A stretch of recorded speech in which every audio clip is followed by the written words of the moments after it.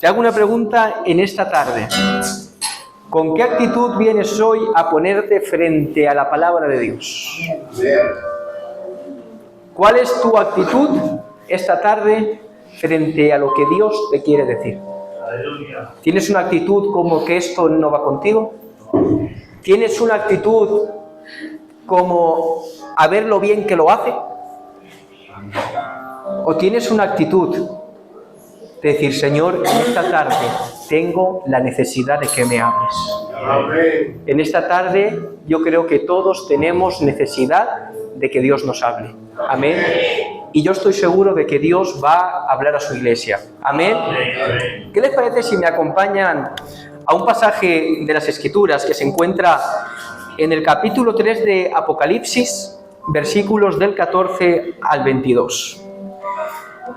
Y leemos la palabra en el nombre del Padre, del Hijo y del Espíritu Santo. Amén.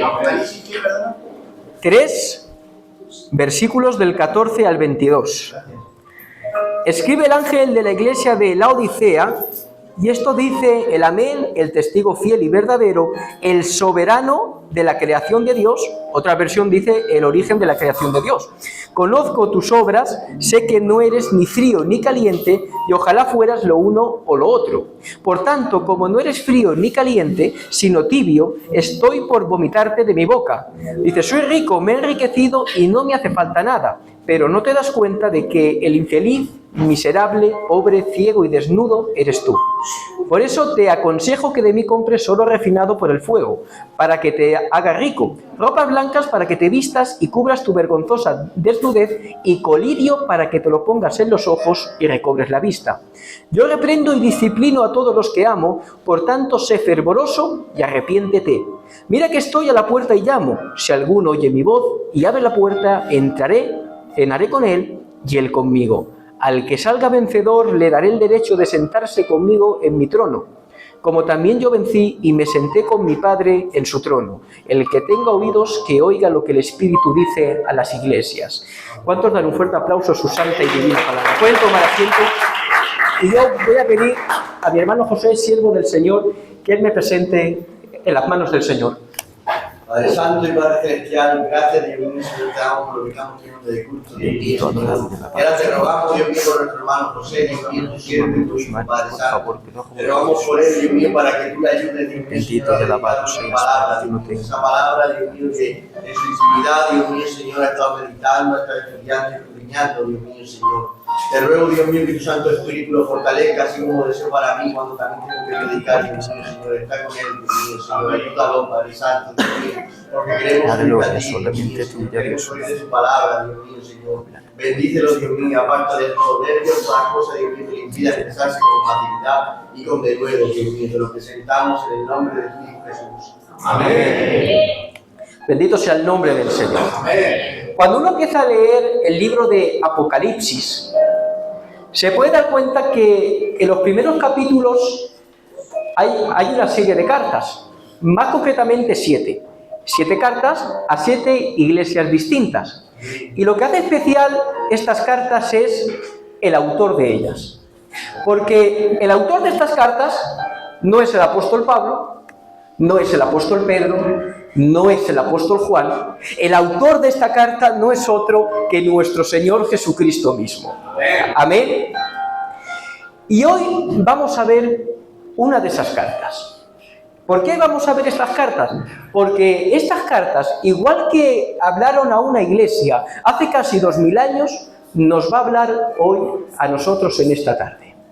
Porque la palabra de Dios tiene esa facultad, ¿verdad, pastor? La palabra de Dios tiene el mismo poder hace 2000 años que tiene hoy y que tendrá por toda la eternidad. Porque la palabra de Dios es viva y eficaz.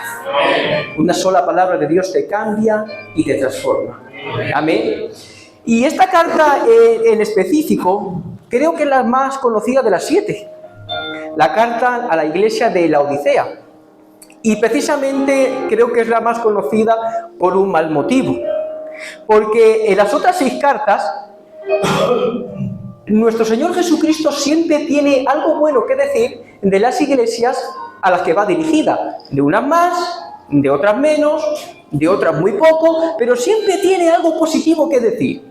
Pero de esta, de la iglesia de Laodicea, no tiene nada bueno que decir. Todo lo que le dice es malo. Te hago una pregunta en esta tarde y dentro de ti contéstate. ¿Qué opinión crees que tiene Dios de ti? Porque qué malo sería que el día que nos presentemos delante de Él no tengan nada bueno que decir de nosotros. Pero eso aquí en la iglesia de Rojales no pasa. Ay, eso aquí no pasa. Para dar el mensaje a esta iglesia, y es algo que repite también con las demás, Cristo va a utilizar cosas específicas que pasaba en la ciudad de Laodicea. Y entre ellas debemos saberlas para poder entender el contexto de la carta y el contexto de lo que Cristo les dice. Amén. Laodicea era una de las ciudades más ricas del Imperio Romano. Por tanto, es muy probable que miembros de esta iglesia fuera gente acomodada económicamente. También en esta ciudad se elaboraba un colirio, que era para los ojos muy bueno para aquellos que a causa de la arena del desierto se les irritaba. Y otra cosa que tenía esta ciudad era un grave problema con el agua. Porque esta ciudad no tenía agua propia y recibía el agua por acueductos que traían aguas termales desde Heriápolis y agua fría desde Colosas. Y esto lo que hacía, antes que se me olvide, era que como el trayecto por los acueductos era tan largo, tanto las aguas termales como ese agua fría, cuando llegaban a esta ciudad, las aguas eran tibias. Respecto a la iglesia, a través de la tradición se cree que fue fundada por Epafras. Un Epafras que lo único que sabemos de él es que el apóstol Pablo tenía muy buena opinión de él, por lo que nos dice la carta a los Colosenses. También por la misma carta a los Colosenses sabemos que el apóstol Pablo les escribía. O sea, por tanto, recibieron enseñanza directa del mismísimo apóstol Pablo. Y esto, hermanos míos, me parece de mucha importancia. Recibían instrucción del gran coloso, del gran superapóstol, del gran apóstol Pablo. Y además, si la tradición es correcta, fue fundada por Epafras. Un Epafras que, si el apóstol Pablo tenía tan buena opinión de él, es porque casi con toda seguridad era un hombre de Dios. Y qué casualidad que, a pesar de haber recibido instrucción de los mejores maestros, de haber tenido buenos líderes, esta ciudad, esta iglesia, está en ruinas. Porque miren, no hay duda de que una iglesia depende mucho de la calidad de sus ministros, ¿vale? Eso no hay ninguna duda. Pero no toda la responsabilidad de cómo funcione la vida de la iglesia puede recaer sobre los ministerios. Porque miren, los ministerios podemos esforzarnos cada día en traer palabra 100% bíblica y 100% sana. El pastor puede hacer 1000 administraciones. Pero si no hay una voluntad entre el pueblo de verdaderamente vivir para la gloria de Dios, todo lo que nosotros podamos esforzarnos será en vano. O sea, yo puedo venir, pasar por aquí y decirle, tiene que orar más, pero si usted luego llega a su casa y no ora, no es culpa mía. Yo puedo pasar por aquí y decir, tienes que alimentarte cada día con la palabra de Dios, pero si luego llegas a tu casa y no lees la Biblia, no es culpa mía. Por eso, iglesia de Rojales, tenemos que ser responsables. Amén. Tenemos que cada uno de nosotros asumir nuestra responsabilidad como hijos e hijas de Dios. Porque el Evangelio es por gracia, la salvación es por gracia.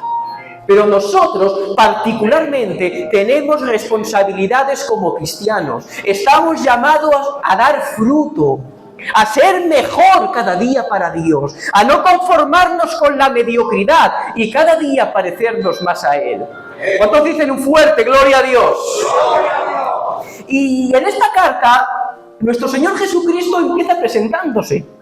Y se presenta por 3 nombres distintos: el Amén, el fiel y verdadero, y el principio de la creación de Dios.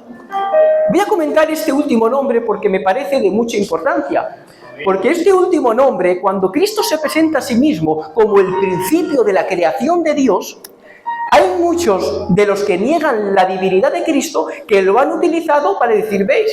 Si Cristo es el principio de la creación de Dios, es porque es el primer ser creado. Pero no pueden estar más equivocados. Porque lo que este texto no solo es que no diga eso, sino que es un texto, es un nombre que además afirma rotundamente que Cristo es Dios sobre todas las cosas. Porque la palabra griega aquí para principio es la palabra griega arché. Esta palabra arché es una palabra que se utilizaba en la filosofía griega para hablar del origen de todas las cosas. Luego, lo que Cristo mismo nos está diciendo aquí es que Él es origen de todas las cosas, porque Él es el creador absoluto de todas las cosas, y en Él todas las cosas subsisten. Él es el omnipotente, Él es el eterno, Él es en el cual todas las cosas descansan, porque Él es Dios sobre todas las cosas. Cristo es Dios. Cristo es Dios. Y no hay nadie como Él. Y tras presentarse como el autor de la carta, Cristo empieza a hablar a la iglesia de Laodicea y le empieza diciendo algo que le repite a todas: yo conozco tus obras. Miren, hay dos atributos de Dios que yo creo que todos aquí sabemos que Dios tiene: la omnisciencia, Dios todo lo conoce, y la omnipresencia. Dios está en todo lugar. ¿Amén? Pero yo creo que muchas veces, aunque sabemos en conocimiento que Dios tiene esos atributos, creo que muchas veces actuamos y vivimos como si no lo supiéramos. Amén. Dios ve cada cosa que haces. Amén. Incluso en la soledad más absoluta, cuando nadie te ve. Dios sabe cada cosa que dices. Dios conoce cada pensamiento que surca tu mente. Dios lo sabe absolutamente todo de ti, incluso mejor que tú mismo. Te pregunto en esta tarde, ¿qué está viendo Dios en ti? ¿Está viendo Dios una vida enorme? ¿Está viendo que a pesar de las caídas, que a pesar de los fallos que todos tenemos, que son evidentes, luchas cada día por andar en integridad delante de Él? ¿Está viendo eso Dios? ¿O está viendo una vida en desastre como le pasaba a la iglesia de Laodicea? Porque a continuación Dios se dispone a hablar de todo lo que ve en esta iglesia. Y lo primero que les dice es fuerte: sé que no eres frío ni caliente. Ojalá fueras lo uno o fueras lo otro. Pero como no eres ni frío ni caliente, te vomitaré de mi boca. Yo voy a daros mi interpretación personal de esto, ¿vale? Puedo equivocarme, pero yo creo que es mi interpretación y es lo que yo veo que es lo que Cristo quiere decir en este texto. Porque yo he visto muchas veces que cuando se predica esto se suele decir que hay cristianos que sí, que se han convertido, que han nacido de nuevo, pero que ni fu ni fa, que están ahí, que no se esfuerzan y que pasan completamente desapercibidos y que no quieren esforzarse para Dios. Pero yo discrepo un poco con esta interpretación, porque si entendemos que el tibio es un mal creyente, pero al fin y al cabo un creyente, alguien que ha nacido de nuevo, sería muy raro que Dios dijera: ojalá fueras frío en lugar de tibio. Luego, mi interpretación tiene que ver con el problema del agua que esta ciudad tenía. Porque para esta ciudad, tanto el agua fría como el agua caliente eran buenas. El agua caliente le servía para los baños termales y el agua fría servía para el uso común, para poder beber agua. Pero el agua tibia no servía para nada. Es más, se sabe que cuando bebían este agua tibia les producía náuseas. Era un agua que no servía para nada.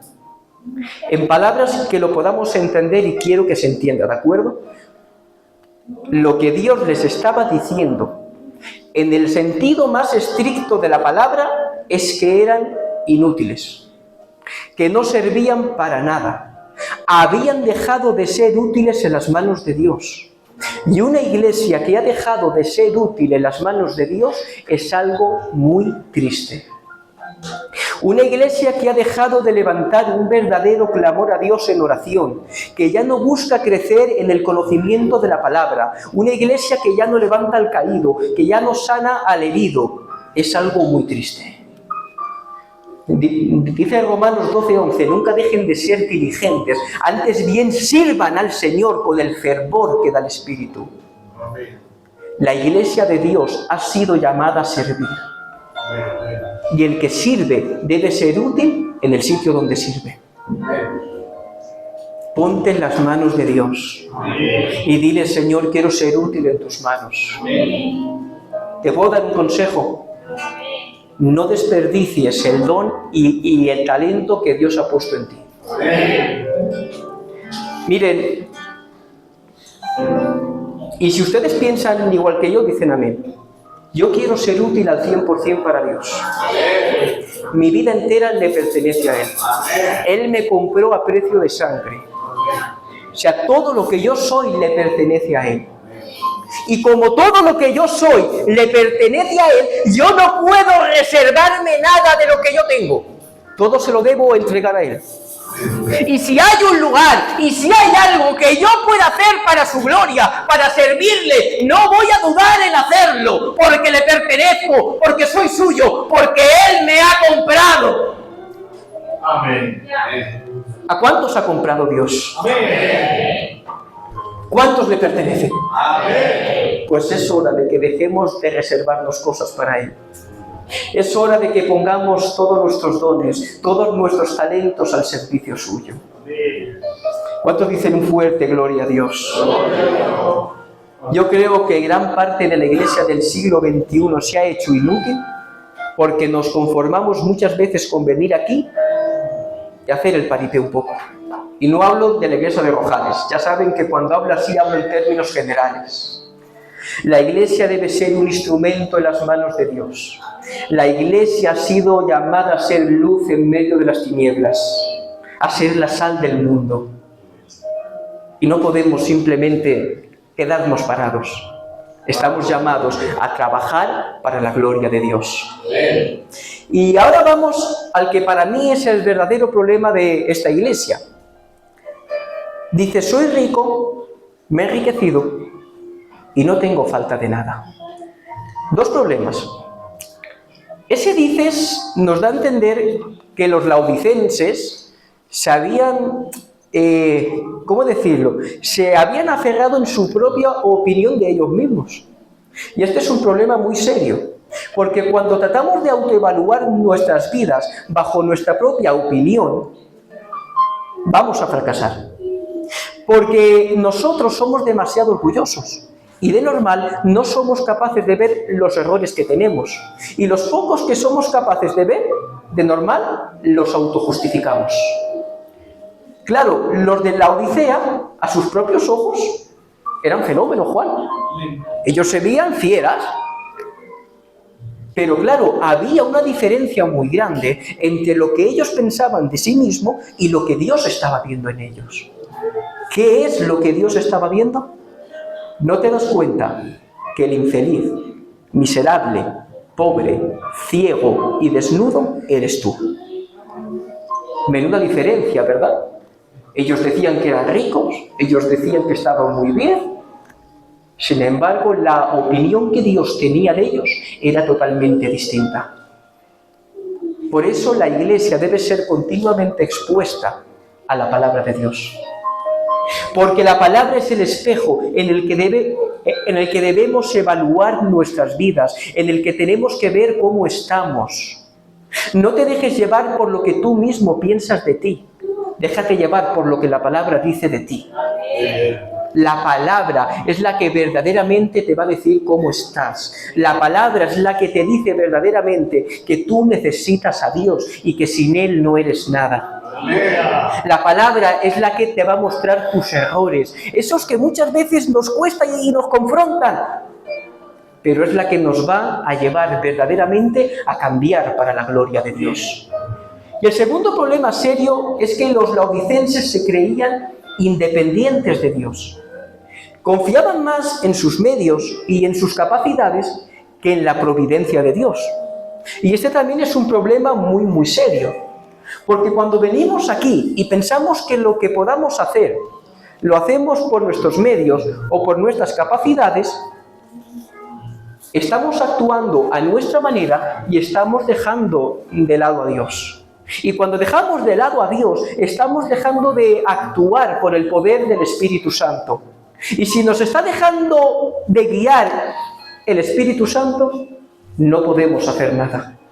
Decía claramente nuestro Señor Jesucristo: yo soy la vid, vosotros los pámpanos. Fuera de mí, nada podéis hacer.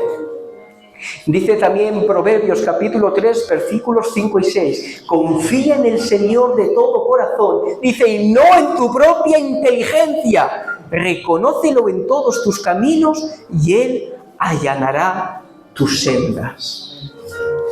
Este es el problema que hoy muchas iglesias tienen. Que nos llevamos a veces tantos años en el culto, ¿verdad, pastor? Lo hemos hecho todo tan rutinario. Nos hemos vuelto tan profesionales que muchas veces nos olvidamos que lo que hacemos, lo hacemos porque el Espíritu Santo es quien nos da esa capacidad. Bien. Miren, yo me pongo de ejemplo y pongo a mis hermanos. En la iglesia de Rojales tenemos la suerte de que hay ministros que se preparan cada mensaje. Y no hablo solo por mí, sino por mis hermanos ministerios. Aquí se invierten horas y horas en cada mensaje que se predica. En dar la palabra lo más sencilla, lo más pura y lo más sana posible. Nos esforzamos, estudiamos. Pero si yo todo ese esfuerzo, toda esa dedicación, no la pongo al servicio y la dependencia de Dios, no voy a servir de nada. Sí, puedo pasar por aquí, decir 4 palabras chulas, cuatro detalles preciosos, pero no voy a llegar al corazón. Porque cuando tomo este lugar, igual que con cualquier otro servicio que puedas hacer en la iglesia, tienes que hacerlo bajo la dependencia de Dios. Y pasa lo mismo con los predicadores que con el coro. Porque cantar puede hacerlo mucha gente. Pero si venimos a este lugar, cantamos, si no lo hacemos con una reverencia a Dios, con un corazón que verdaderamente quiere adorar a Dios, si no lo hacemos de nuevo en dependencia del Espíritu Santo, tampoco sirve para nada. Porque aquí todo es para su gloria. Aquí no se hacen las cosas por hacerlas. No se hace por rutina. No se hace para yo venir aquí y demostrar que soy un fenómeno. Se hace porque hemos creído en un Dios que merece toda la gloria, todo el honor y toda la alabanza. Tenemos la necesidad vital de acudir cada día en oración delante de su presencia y decirle, Señor, te necesito. Necesitamos cada día acudir a su palabra y decir, Señor, háblame porque necesito tu dirección. Porque dependemos de Dios en toda nuestra vida. Por eso Dios le da la solución a esta iglesia. Dice, te aconsejo que de mí compres oro refinado por el fuego, para que te haga rico, ropas blancas para que te vistas y colirio para que recobres la vista. Te aconsejo que de mí compres oro refinado. ¿Saben para qué se refina el oro? Para quitarle todo aquello que no es puro. Para quitarle todo aquello que está ahí, pero que no es oro. Los laodicenses se creían ricos, pero esa riqueza estaba contaminada por ellos. Esa riqueza o esas capacidades que ellos creían tener estaban contaminadas por el pecado y eran impuras. Porque todo lo que intentes hacer en este lugar y no esté motivado con una verdadera dependencia a Dios, sino que esté motivado por tus intereses personales, va a estar contaminado por el pecado. Por eso dice, compra ropas blancas para que te vistas, porque las ropas blancas son la tipificación o el símbolo de la santidad. Porque cuando actuamos al margen de Dios, el pecado aflora y nos manchamos y necesitamos ser revestidos por la pureza de su santidad.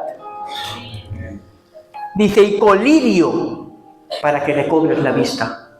Los laodicenses necesitaban dejar de verse con sus propios ojos, porque su visión estaba distorsionada por el pecado. Deja de verte con tus propios ojos. Deja de analizar tu vida bajo tus propios parámetros. Hace poco, cuando prediqué acerca de Juan 3:16 y hablé sobre el juicio de Dios, dije algo que es una realidad y que muchas veces a nosotros nos pasa muy desapercibida. Estas listas de pecados más graves y pecados menos graves las hacemos nosotros, no las hace Dios. Para Dios el pecado es pecado, lo pintes de verde o lo pintes de amarillo.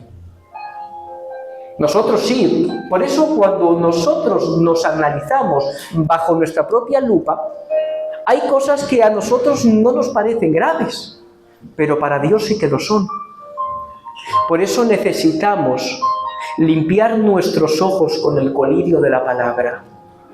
No analices tu vida bajo tus propios parámetros. Analiza tu vida bajo lo que Dios quiere para ti, bajo el propósito que Él tiene para tu vida. Amén. Porque como digo, puede ser que haya cosas que tú no le estés dando importancia, que para ti, ¿y esto por qué va a ser malo? Si yo no hago mal a nadie. Pero cuando te pones frente a frente con la palabra de Dios, te das cuenta del daño que estabas haciendo. Pero ¿saben qué es lo que más me llama la atención de esta carta? Que a pesar de que Dios no tiene nada bueno que decir de esta iglesia, Dios la ama. Amén. Porque Dios ama a su iglesia. Amén. Lo vuelvo a decir, Dios ama a su iglesia. Amén. Yo reprendo y castigo a todo el que amo. Por lo tanto, sé fervoroso y arrepiéntete. Da igual tu condición o de dónde has caído, o si te encuentras revolcado en el fango de tu pecado igual que el hijo pródigo. Dios quiere restaurarte. No me conformo, ¿eh? Dios quiere restaurarte. Pero ¿sabes qué? Que la forma que tiene Dios de restaurar muchas veces no nos gusta. Porque no nos gusta la disciplina de Dios. Dios está interesado en tu santidad y muchas veces nosotros no estamos interesados en ella. Decía algo nuestro hermano José muy bonito el otro día, y es que es verdad, Dios tiene muchos propósitos con nosotros. Dios tiene el propósito conmigo de que predique la palabra, Dios tiene el propósito con mi hermano Juan de que cante alabanzas, pero el mayor propósito de Dios es que cada día te parezcas más a Él. Porque Dios está interesado en tu santidad. Y como digo, nosotros muchas veces no estamos interesados en ella. Y como muchas veces nosotros no estamos interesados en la santidad, Dios, como el buen Padre que es, tiene que sacar la vara. Porque Él es buen Padre. La cosa es que nosotros a veces no queremos que Dios sea buen Padre. Queremos que Dios sea un Padre consentidor. Y un padre consentidor no es un buen padre. La mayoría somos padres, ¿verdad? ¿Qué pasa si le consientes todo a tu hijo? Si le consientes todo, ¿qué carácter estás creando en él? ¿Qué futuro le espera con ese carácter? Porque un buen padre es aquel que corresponde a un hijo con aquello que necesita. Y muchas veces un hijo necesita disciplina. A ningún padre le gusta disciplinar a un hijo. Pero ¿cuántas veces, a pesar de que no nos gusta, porque sabemos que es lo mejor para ellos, impulsados por el amor, hacemos eso? Pues si nosotros, que somos malos padres, somos capaces de hacer eso, ¿cuánto no más Él, que es el Padre perfecto? Amén. Y concluyo con uno de los versículos más conocidos, más malinterpretados y peor usados de normal de toda la Biblia, y que da el broche de oro a este mensaje. Mira que estoy a la puerta y llamo. Si alguno oye mi voz y abre la puerta, entraré, cenaré con él y él conmigo. En el 99,99% de las veces que hacemos campañas evangelísticas, este versículo no falla nunca. Siempre lo decimos. Pero hago una pregunta. ¿Es este versículo de verdad una llamada a la conversión? No, ¿verdad? Porque si fuera un llamado a la conversión, ¿a quién iría dirigido? A los inconversos, ¿verdad? Pero Cristo no está hablando de inconversos. Esta carta va dirigida a una iglesia.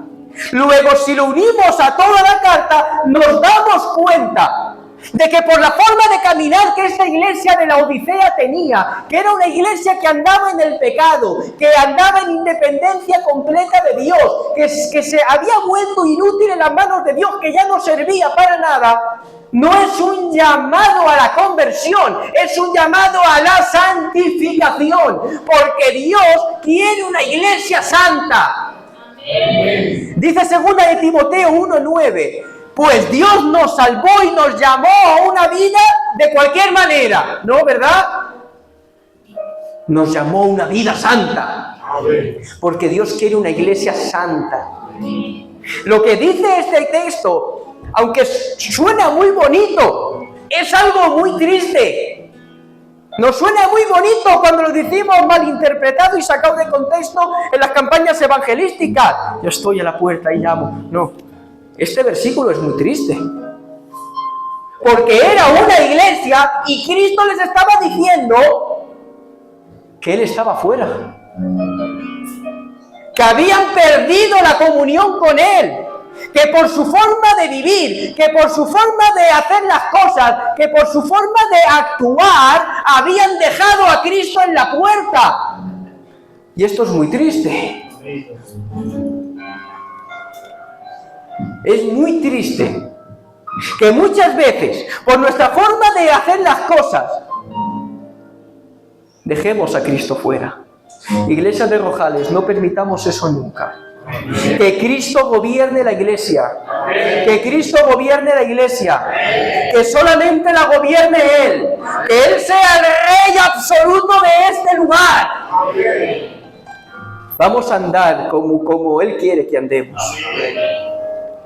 Todo aquel que ha sido salvado por Cristo conforma a la iglesia, la amada de Cristo. Y Cristo no quiere su amada de cualquier forma. Así que en esta tarde yo no sé cuál es tu vida, yo no sé cuál es tu caminar. No sé si dentro de tu corazón te puedes sentir identificado con esta iglesia, espero que no. Pero si es tu caso, deja que Cristo vuelva a entrar. Ábrele la puerta.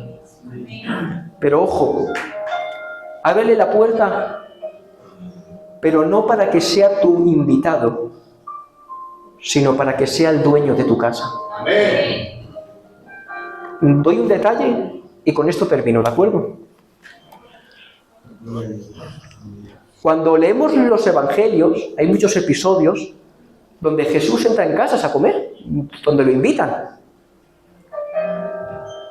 Y podemos ver situaciones en el comportamiento de Jesús cuando entra dentro de las casas que bajo nuestra perspectiva podemos decir, joder, qué mal invitado era Jesús. Por ejemplo, hay un episodio que lo invita un fariseo y Jesús le llama hipócrita.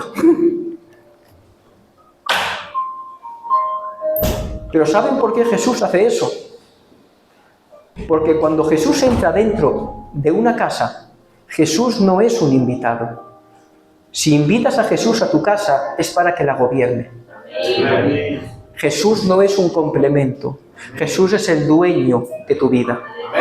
Jesús no es algo más en tu vida. Lo que hacemos aquí no es algo más en tu vida. Cristo debe ser el centro de tu vida. Cristo debe ser el rey de tu vida. Él ha sido quien te ha redimido, quien ha pagado el precio por ti. Así que le debemos todo a Él. Así que, hermanos míos, fijándonos en este comportamiento de esta iglesia, número 1, seamos útiles en las manos de Dios. No te reserves nada. Si Dios te ha dado un don o te ha dado un talento, ponlo al servicio de Dios. No te perteneces. Si verdaderamente has nacido de nuevo, le perteneces a Él. Y número 2, tienes que saber siempre que dependes de Él y que todo lo que tienes es gracias a Él. Que Dios os bendiga mucho.